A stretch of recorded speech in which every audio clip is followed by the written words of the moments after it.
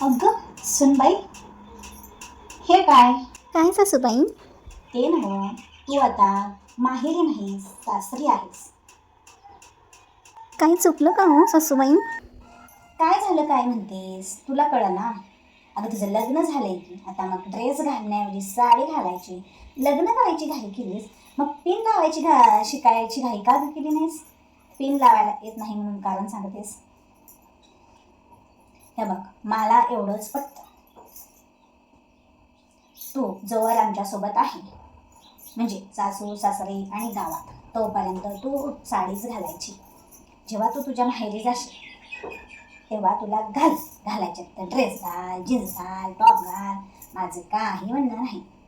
आणि बघ, तुझी नणंद बी तशीच करते. अहो पण आत्या, नंदूबाई तर मिस्टरांसोबत राहतात आणि त्याही ड्रेसच घालतात की. मग आता तू तिची बराबरी करशील का?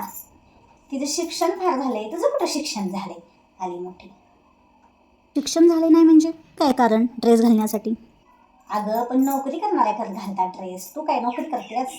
कामाला जातेस? तुला घरातच बसायचं असते. पण त्या तरी कुठे कामाला जातात आणि कम्फर्टेबल वाटतं हो. कम्फर्ट आणि कसलं बया, आता कसलं आगळ पगळ भारी पिकी साडीदार वाटतंय माणसाला. कशाचं कम्फर्ट आणि काय वाटतं काय माहिती तुला ड्रेसमध्ये? कपडे घातल्या उलट पाठ पोट उघडेच दिसतं की. म्हणजे तू काय माझं दिसतं म्हणतीस का? कुठं काय दिसतं सांग बरं. गावातल्या बायासनीचं दिसत असेल, माझं तर दिसतं. आपल्या हातात असतं. चापून चुपून राहायचं, डोक्यावर पदर घ्यायचा आणि नीटनीटकं राहायचं. आणि तू घरची थोरली सून आहे, तुझं बघूनच ती बी वागणार ना.